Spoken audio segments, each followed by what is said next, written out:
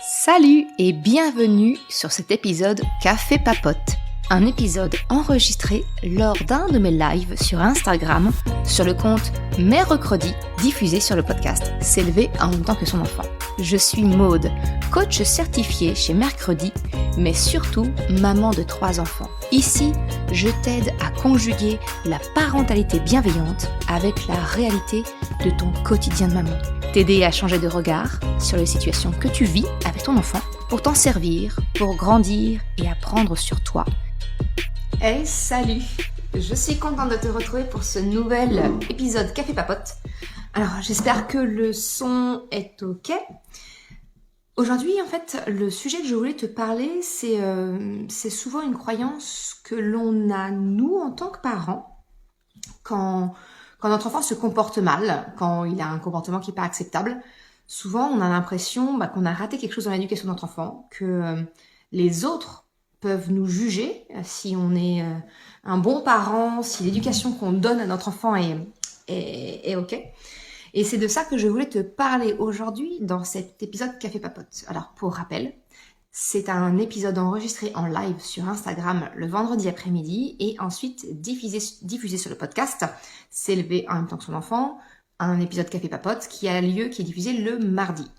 Si tu es en direct maintenant pendant le live, eh bien n'hésite pas à me poser tes questions, à réagir, que ce soit en lien avec le sujet ou non, en fonction du temps, je réagis, je te réponds avec grand plaisir.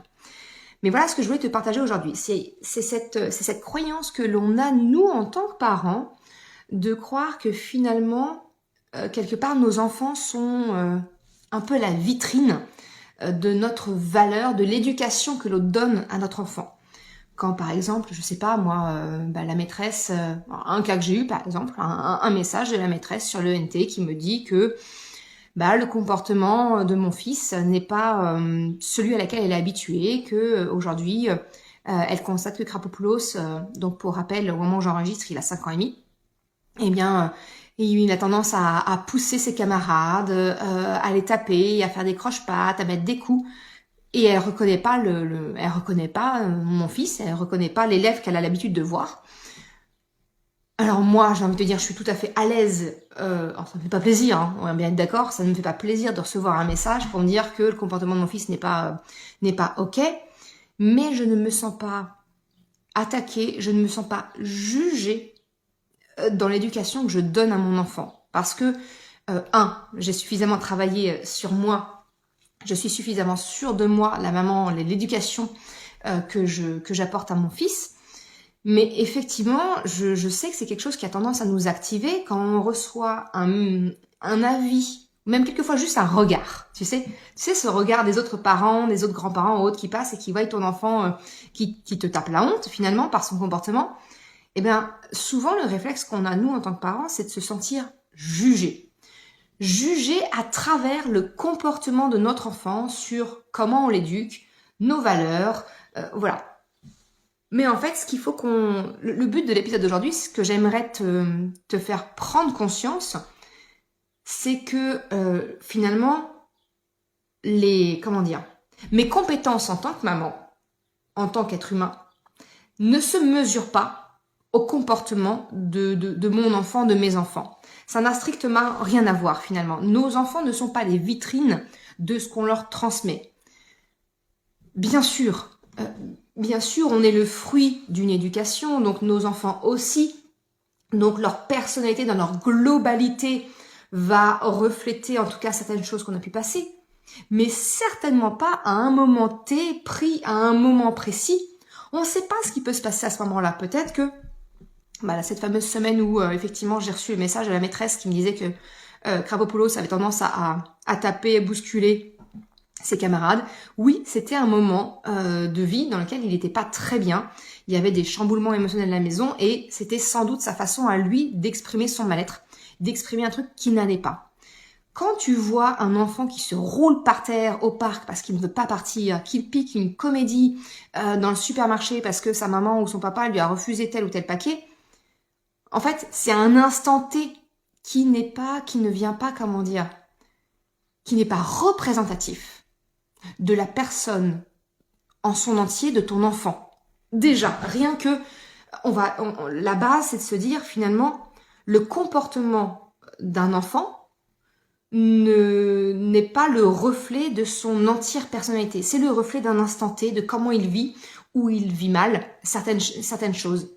Donc déjà, ça ne veut rien dire de l'enfant lui-même. Ça ne veut pas dire que ton enfant est mal élevé, ça ne veut pas dire que c'est un enfant roi, un enfant tyran ou que sais-je. Non. C'est qu'à l'instant T, quand ton enfant a un comportement inacceptable, c'est que il vit un moment difficile, c'est qu'il est dépassé émotionnellement et il ne sait pas l'exprimer autrement. Il vit quelque chose à ce moment-là. Donc déjà, ça ne veut rien dire concernant ton enfant. Et donc, tu le comprends avec le sujet que je t'ai dit, le sujet d'aujourd'hui, c'est que ça ne veut aussi rien dire du parent que tu es. Ça ne veut pas dire que tu es une bonne mère ou au contraire une mauvaise mère parce que ton enfant tape, pince, pousse, se roule par terre dans le magasin, dans le parc, peu importe, sous les yeux des autres. Ça n'a rien à voir. Quand je reçois ce message de la maîtresse de mon fils, bien sûr, ça ne me fait pas plaisir. Mais est-ce que ça veut dire que je suis une mauvaise mère? Est-ce que ça veut dire que l'éducation bienveillante, empathique, respectueuse que j'ai décidé d'avoir pour accompagner mes enfants, est-ce que ça signifie que c'était un mauvais choix? Je ne pense pas. Sincèrement, je ne le pense pas. Ça veut juste dire que mon fils a encore besoin de moi pour que je l'aide à mieux vivre ses émotions, pour qu'il sache les exprimer d'une manière acceptable. Je ne sais pas si ça te parle, toi qui es en live ou toi qui m'écoutes après sur le podcast. Je serais curieuse d'avoir ton retour, d'avoir peut-être tes questions sur le sujet. Mais cette question cette valeur que l'on se donne, bonne ou mauvaise, en tant que parent, à travers le comportement de nos enfants, finalement, ce n'est rien moins, selon moi, qu'un piège finalement dans lequel on tombe et qui va venir polluer, j'ai envie de dire, la relation que tu peux avoir avec ton enfant. Parce que comme il y a cette notion de jugement qui va venir se greffer dessus, ça veut dire que tu vas encore plus, être attentive au regard des autres te concernant à travers le comportement de ton enfant. Ça fait beaucoup de choses en fait, tu vois, ça fait beaucoup de choses qui se cumulent et finalement ça va venir impacter ta relation avec ton enfant parce que tu vas vouloir que ton enfant se comporte correctement, qu'il ne tape pas, qu'il ne pousse pas, et s'il le fait, tout de suite tu vas vouloir resserrer les vis pour pas que ça revienne. Mais en fait, c'est pas le comportement de notre enfant qu'il faut qu'il cesse et qu'il ne se reproduise pas. J'ai envie de te dire, c'est pas la première intention. Ça va être une conséquence. C'est-à-dire que notre enfant, si on fait ce qu'il faut, ne va pas reproduire ce comportement. Mais si on focalise toute notre attention sur le comportement et non sur les causes qui ont généré ce comportement, eh ben en fait on ne répond pas à la question. Tu comprends? C'est un peu comme si on mettait un pansement sur une fracture ouverte. Effectivement, on ne voit plus le sang couler. Et pour autant, ça va pas résoudre le problème. Donc en fait, le piège de porter de la valeur à nos choix éducatifs, à qui on est, à travers le comportement à un instant T de notre enfant, eh bien ça va venir vraiment, ça va venir polluer. J'ai pas d'autres mots qui me viennent en tête. Ça va vraiment venir perturber finalement, polluer la relation avec ton enfant parce que tu vas vouloir soigner ton image, ce qui est normal. Enfin, j'ai pas envie de passer pour une mère laxiste, j'ai pas envie de passer pour une personne qui n'en a rien à faire que mon fils tape, frappe, pousse. Bien sûr que non. Mais pour autant, si je me focalise sur ça, je vais passer complètement à côté de ce qui a généré ce comportement chez mon enfant. Donc tu vois, dans le cas précis que je te partage, ce que j'ai fait, c'est que j'ai discuté avec mon fils. Je lui ai demandé, j'ai reçu un message de maîtresse. Est-ce que tu sais pourquoi maîtresse m'a écrit? Là, j'ai bien vu mon fils. Mon fils a encore beaucoup de mal à 5 ans, tu vois, à vivre ce sentiment de honte et de culpabilité. Donc je l'ai eu, commencé à se refermer. Donc ce que j'ai fait, c'est je lui ai posé, j'ai dit non. Est-ce que tu as des émotions dans le placard? Tu te souviens, cet épisode de podcast que je t'ai fait où je t'explique un petit peu comment désamorcer les crises du soir. J'ai utilisé cette astuce du placard aux émotions. Je lui ai posé et effectivement, il m'a sorti quelques petites émotions, quelques petites choses dans lesquelles il avait été gêné, quelques petites choses qui s'étaient pas passées bien comme il faut. Et j'ai pu ouvrir la porte sans le juger pour le faire parler. Et il m'a pas dit spécialement, effectivement, pourquoi maîtresse m'avait écrite, mais il m'avait expliqué qu'effectivement, il s'était pas senti bien, qu'il avait été embêté, qu'il avait riposté, voilà. Et donc, j'ai pu continuer dans la discussion en lui expliquant qu'effectivement, maîtresse m'avait écrit pour me dire que il avait tendance à pousser et taper des camarades de manière à ne pas être vu, mais que ça se savait quand même, voilà, je parlais français. Et là, pareil, le sentiment de honte, et j'ai rebondi, je ne l'ai pas laissé s'enfermer dans cette honte et cette culpabilité. J'ai dit, ok, là, ce que tu ressens, tu vois mon chat, eh bien, c'est sûrement de la honte et de la culpabilité, parce que tu sais que c'était pas un comportement acceptable. Ok, mais qu'est-ce qui t'a conduit à être comme ça? Qu'est-ce qui s'est passé? Pourquoi tu as eu besoin? Ben, je sais pas, dans mon corps, je sais pas pourquoi. Et on a pu, tu vois, j'ai pas été dans le jugement de mon fils. Je n'ai pas été dans le jugement de quelle maman je suis. J'ai pas été remettre en cause mes choix éducatifs. J'ai juste cherché à solutionner la racine du problème. Et la racine du problème, je la connais. Tu le sais si tu me suis depuis un moment. Bon, d'un point de vue émotionnel, c'est quand même assez tendu, compliqué à la maison par rapport à la situation de le divorce de mes parents. Bref, voilà, il y a ce contexte-là qui existe aussi, hein, faut pas le nier. Et puis, Krapopoulos, c'est le petit dernier. Krapopoulos, c'est le numéro 3. Donc, il a un frère et une sœur au-dessus de lui qui ont tendance à faire pour lui, à décider pour lui. Et donc, en tant que troisième, ça aussi, je t'en ai parlé, je t'en ai fait un épisode de podcast sur la position dans la fratrie, comment ça peut influencer certains caractères, certaines façons d'être, en fait. Mais effectivement, le petit dernier, il est toujours pris en charge. On décide toujours tout pour lui. Il a rarement voix au chapitre, tu vois. Donc, il y a un petit peu ce sentiment d'oppression. Et en fait, à 5 ans, il y a encore une phase d'affirmation. Un peu comme on connaît à 2 ans, 3 ans, enfin voilà. Ce qu'on appelle le terrible two.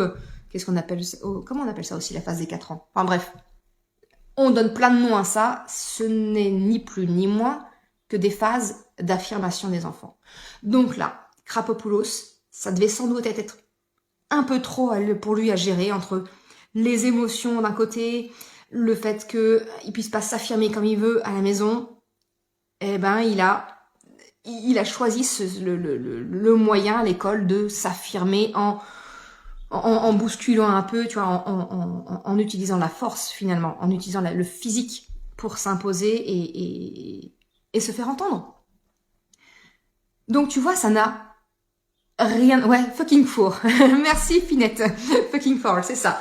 Exactement, le terrible two, le fucking four. Et bon bah tu vois, ça continue, 5 ans, je suis à l'aube des 6 ans. C'est encore une phase d'affirmation. Il n'y a pas, en fait, c'est pas spécialement lié à un âge particulier. C'est vraiment lié à un besoin propre. Nos enfants ne l'identifient pas spécialement. C'est là où nous, parents, on doit être en mesure de pouvoir identifier les phases de notre enfant, ses besoins, qu'est-ce qu'il a besoin à ce moment-là pour répondre à son envie, à son besoin de progression, d'apprentissage, d'acquisition. Ça peut être de l'affirmation, ça peut être de l'autonomie, ça peut être plein de choses, tu vois. Et donc voilà, on est en plein dedans. Donc tout ça pour te dire, pour revenir au sujet du jour, s'il te plaît, prends conscience, essaie de te détacher autant que possible du regard des autres et arriver à te mettre dans un coin de la tête, que le comportement de ton enfant ne dit rien de la personne que tu es, ne dit rien du parent que tu es, ne donne aucune indication des valeurs que tu veux transmettre à ton enfant. Parce que, encore une fois, le comportement de ton enfant, c'est pris à un instant T. Dans le cas de mon fils, c'est quand même un instant T qui a duré une semaine, tu vois. Donc, ça peut être aussi un instant T qui est un peu plus long. Mais il y a une conjoncture, il y a quelque chose qui se passe. Faut pas s'arrêter au comportement en tant que tel. Faut pas s'arrêter au comportement en tant que tel d'une façon générale. Pas simplement par rapport l'impression de miroir, de vitrine que notre enfant est pour nous parents, mais d'une façon générale. C'est d'ailleurs ce que je t'apprends à faire dans la formation pour accompagner les émotions de ton enfant. C'est que finalement, s'arrêter au comportement de ton enfant, c'est juste voir le bout de l'iceberg qu'on voit à vue au-dessus de la mer. Le problème, c'est pas tant l'iceberg qui est au-dessus. Le problème, c'est tout l'iceberg qui est sous la mer, que tu ne vois pas, qui va venir te défoncer la coque et te faire couler. D'accord? Donc, il faut vraiment aller plus loin que le simple comportement qui est visible. Il faut aller chercher ce qui se passe à l'intérieur dessous. Et qu'est-ce qui se passe? Eh bien, en fait, ce sont les émotions qui sont derrière. C'est quoi les émotions que vit ton enfant? Qui l'ont conduit à avoir ce comportement de se rouler par terre, de taper, de pincer, de crier, de tout ce que tu veux bien. Et ensuite, on va encore plus loin, un degré encore en dessous. Qu'est-ce qui a généré ces émotions chez ton enfant qui ont conduit à ce comportement-là? C'est quoi? Est-ce que c'est une valeur qui a été heurtée? Par exemple, il a vu quelqu'un malmener un autre, une valeur d'injustice ou autre, c'est pas juste ou autre, ça a déclenché. Est-ce que c'est un besoin qui n'est pas répondu? Là, je te parlais le cas de mon fils, c'était clairement un besoin. Hein. C'était un besoin finalement d'affirmation de soi, dire j'existe pour moi, j'ai pas besoin, je suis pas un bébé, j'ai pas besoin qu'on décide pour moi, qu'on me dise quoi faire, où faire. Non, j'existe pour moi.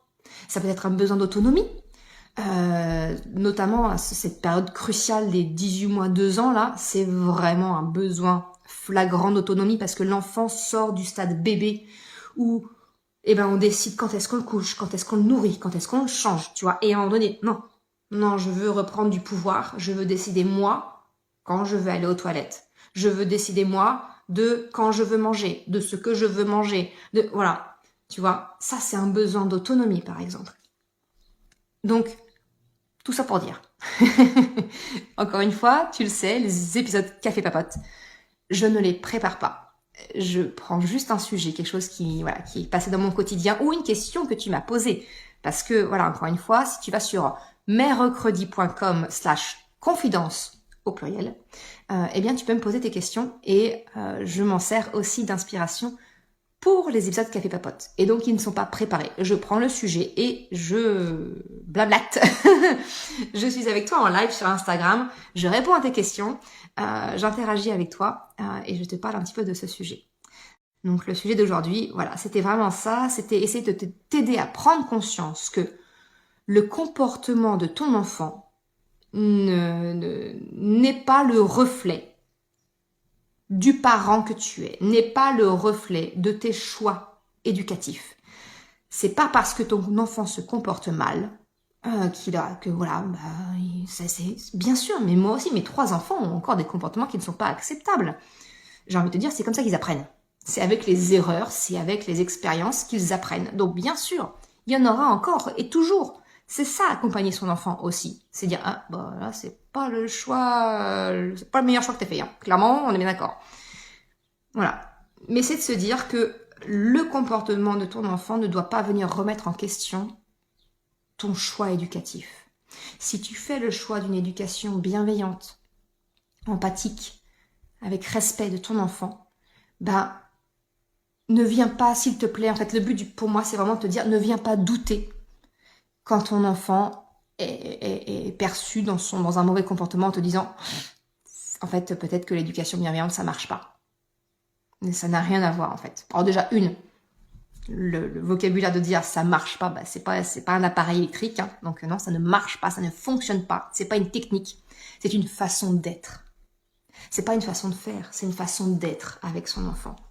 Et l'être, il y a des fois, on n'est pas tous, pas tous dans le même niveau d'énergie. Des fois, on a mal dormi, donc on n'a pas le niveau de patience pour accueillir la meilleure façon qu'on aurait aimé. C'est pas grave. On est des mamans parfaitement imparfaites. Et c'est ça aussi qui est bon pour nos enfants, parce que quand on fait mal, nous, en tant que parents, on répare. Et on est le modèle, du coup, pour nos enfants. Voilà ce que je voulais te partager aujourd'hui. Donc, s'il te plaît, arrête de te fustiger. Arrête de douter de toi, de tes compétences en tant que parent, quand, malheureusement, ton enfant a un comportement qui n'est pas acceptable. C'est vraiment ça, le message que je voulais te passer. Alors, je ne sais pas si tu as des questions par rapport à ça. Je vais remonter un petit peu. J'ai vu pas mal de monde passer pendant le live. Alors, c'était chouette. Qu'est-ce que je suis en train de faire? Je suis en train d'écrire. Donc non, ça, c'est pas une bonne chose, Maud. Est-ce que ça te paraît clair, ce que je t'ai partagé? De toute façon, que tu sois en live ou ensuite, lorsque le podcast sort le mardi matin, n'hésite pas, tu peux me laisser un commentaire, tu peux m'envoyer un message et ce sera avec grand plaisir qu'on pourra échanger sur le sujet. Non, bah écoute, je ne vois pas de questions. C'est que j'ai peut-être été claire ou que c'était pas spécialement un sujet qui t'intéressait, mais c'est pas grave. En tout cas, moi, j'ai passé mon message et c'était ça qui m'importait. Voilà, s'il te plaît, arrête de te juger à travers le comportement de ton enfant. Sur ce, je te souhaite une excellente après-midi, un très bon week-end et je te dis à la semaine prochaine. Ciao! Je te remercie d'avoir écouté cet épisode jusqu'à la fin. Si tu souhaites soutenir le podcast pour m'encourager à continuer à créer des épisodes, eh bien, tu peux le faire sur le site merrecredi.com/soutien en me faisant un don libre. Une autre façon de m'encourager et qui est vraiment très efficace, eh bien, c'est d'en parler tout simplement autour de toi, de partager le podcast, le site. Et si le cœur t'en dit, eh bien, c'est également de me laisser un commentaire ou une note sur Apple Podcast, Spotify, quelle que soit la plateforme, si elle te le permet. Ça m'aide vraiment à faire connaître le podcast, à diffuser ce message qu'une autre façon de la parentalité est possible. Un grand merci à celles et ceux qui prennent le temps de le faire, mais également ceux qui m'envoient des messages privés. Ça me fait toujours très chaud au cœur. Je te souhaite une excellente journée, après-midi, soirée, quel que soit le moment où tu écoutes, et je te dis à très bientôt pour un nouvel épisode. Ciao!